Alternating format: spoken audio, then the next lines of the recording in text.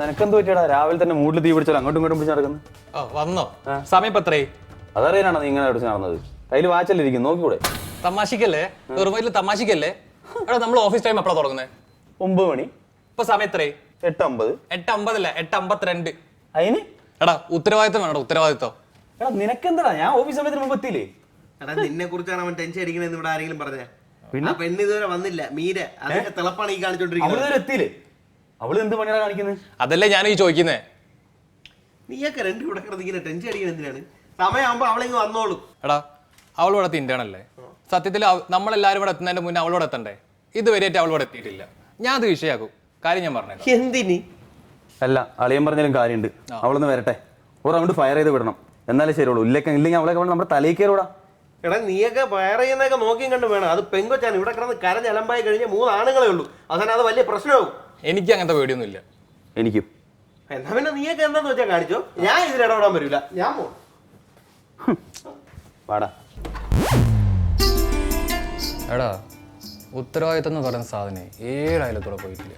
ആർക്ക്? മീരയ്ക്ക്. അല്ലാതെ ആർക്ക്? അങ്ങനെ അല്ലെന്നെ ഇപ്പൊ മണി എത്രയായി? ശരിയാ, മണി 9:30. 9 മണിക്ക് പിന്നെ ഓഫീസിൽ എത്താൻ കാര്യം നമുക്ക് അറിയില്ല. പിന്നെ ഇവിടേക്ക് എന്തിനാണ് ഓഫീസിൽ വരുന്നത്? അറ്റ്ലീസ്റ്റ് താമസിച്ച് വരാൻ വാട്സപ്പിലെങ്കിലും മെസ്സേജ് ചെയ്തുകൂടെ? ഇന്നലെ രാത്രി തന്നെ ഞാൻ ഒരുപാട് മെസ്സേജ് ചെയ്തു, ഒരു റിപ്ലൈ തന്നില്ലൂടെ. ഓഹോ, അപ്പൊ അതാണ് നിന്റെ പ്രശ്നമല്ലേ? എനിക്കും തോന്നി രാവിലെ തന്നെ ഇത്ര ആത്മാർത്ഥത കണ്ടപ്പോ തന്നെ. എടാ അറ്റ്ലീസ്റ്റ് ഒരാൾ മെസ്സേജ് ചെയ്താൽ സാമാന്യ മര്യാദയുള്ള ഒരാൾ റിപ്ലൈ ഇല്ലേ? എടാ പുള്ളിക്കാരി ഇന്നലെ ഓൺലൈനിൽ ഇല്ലായിരുന്നു തോന്നുന്നു. അത് നിനക്കറിയാം? അല്ലടാ, അവൾ എനിക്ക് ഇന്നലെ റിപ്ലൈ ചെയ്തിട്ടുണ്ടായിരുന്നില്ല. ഇതാരും മീരയോ? സോറി ഞാൻ മനഃപൂർവ്വം താമസിച്ചതല്ല കേട്ടോ. അയ്യോ അതൊന്നും കുഴപ്പമില്ല. വരുന്ന വഴിക്ക് ബസ് എന്തോ ബ്ലോക്ക് ആയി ഉണ്ടാവും അല്ലേ?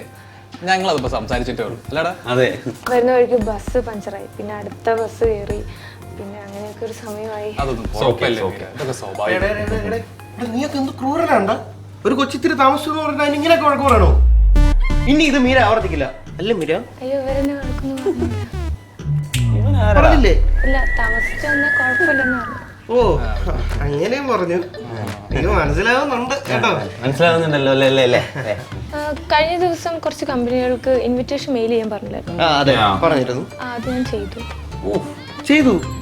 അയ്യോ അത് ഒരുപാടുണ്ടായിരുന്നല്ലോ. പിന്നെ അതെ, ഞാൻ വരുന്ന വഴിക്ക് ബസ്സിലിരുന്ന് ചെയ്തു. ലേറ്റ് ആയിട്ട് വന്ന സമയം പ്രൊഡക്റ്റീവ് ആയിട്ട് ആ കുട്ടി യൂസ് ചെയ്ത് കണ്ട് പഠിക്കണം. വെരി ഗുഡ് കേട്ടോ. വേണ്ട ഇവരൊക്കെ നോക്കുന്നു. എന്റെ very very very very good. ഇനി ഇന്നലെ എന്തെങ്കിലും work? No Mira, you are sweating.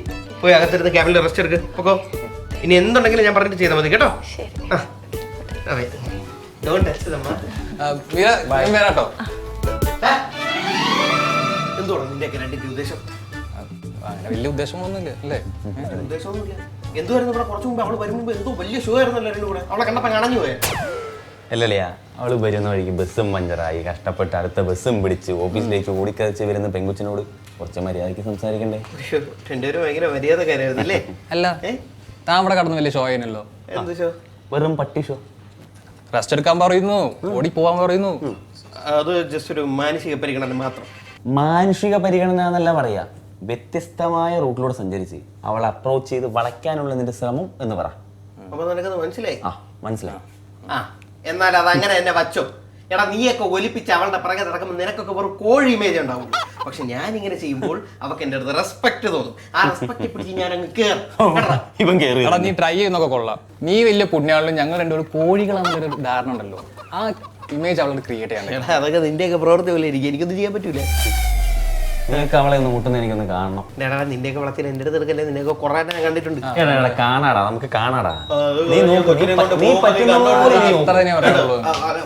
അതൊന്ന് വരാമോ?